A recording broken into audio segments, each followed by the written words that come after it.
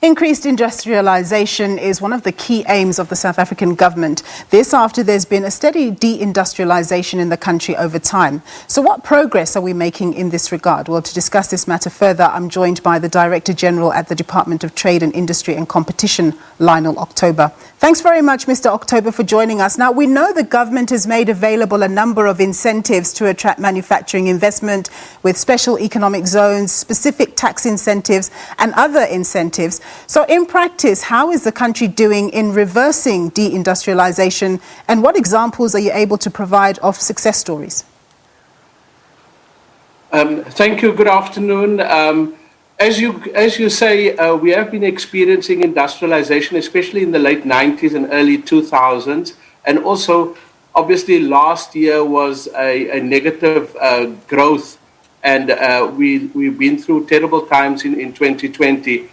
I think the good thing to report is that all indicators from both Stats South Africa and the World Bank, IMF, it looks like the South African economy in general is now turning the corner. As you know, in the last quarter, we had a 6% annualized growth, GDP growth in the last quarter. So those trends are continuing. And then with regards to manufacturing, there's also a really good story. There was a 21% increase in manufacturing output. And then also, if you take the performance, the Purchasing Manager Index run by ABSA, which is a sort of the best indicator of trends within the manufacturing sector, that one is positive for 3 months in a row. So it looks like we are turning the corner, and 8 out of the 10 sectors in manufacturing has showed positive growth. The only downside, there's still a slow pickup in the employment side. Exports are up, domestic sales are up, but indicator is still employment. But I think there is a turnaround. Thanks. Yeah, but Mr. October, I mean, just to address my question directly around the incentives that government has made available, have you seen appetite and uptake for those incentives that have translated into investment in the manufacturing sector, whether it be from local investors or foreign investors? Yes.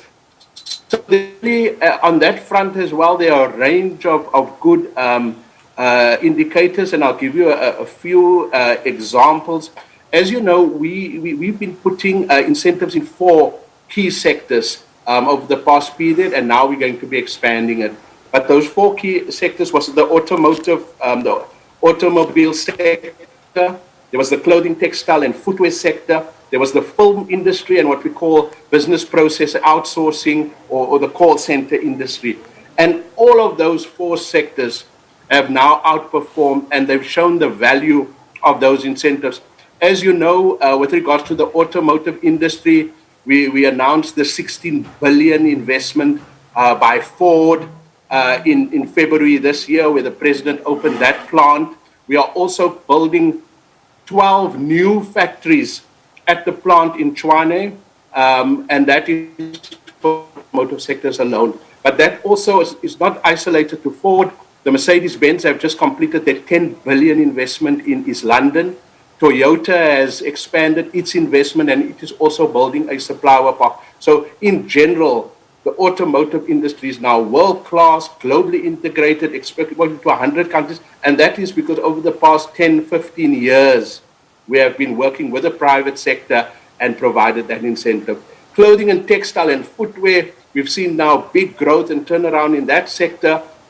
In Pietermaritzburg, KwaZulu-Natal, we've seen big expansion of the footwear sectors and stabilization of the clothing sector. And then, as you know, we've just won the big award, #1 in the world, for the best process outsourcing destinations. So we've overtaken Philippines and India, and we've just been announced on Monday that we are #1 globally, and the president has covered that in his weekly note. And then, as you know, South Africa is now a world-class film industry. So the 4 incentives have had positive.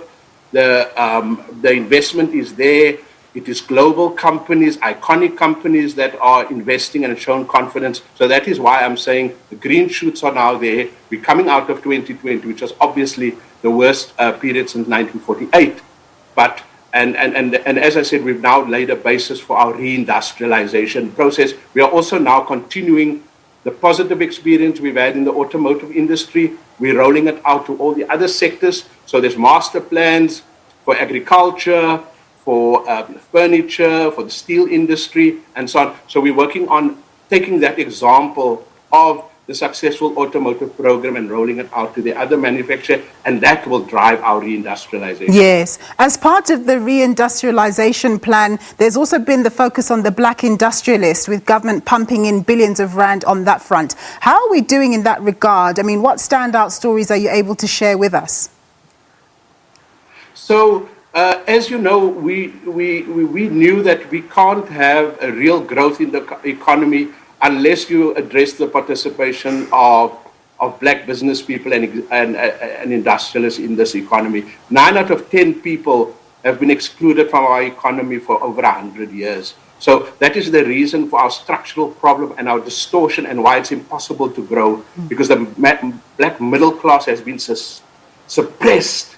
And therefore, and as you know, everywhere in the world, it is your driving middle class, your middle stunt, that drives your economy. So black empowerment must be central to our journey. And as you know, about 6 years ago, we launched the Black Industrialist program, both the department and the Industrial Development Corporation. That program has produced over 150 industrialists. As I said, not 100% successful, but over 90% have been successful. So that is now embedded, and similarly, what we've done in the department, it is now being generalized across all other departments, so that we really don't see a distinction between growth and transformation.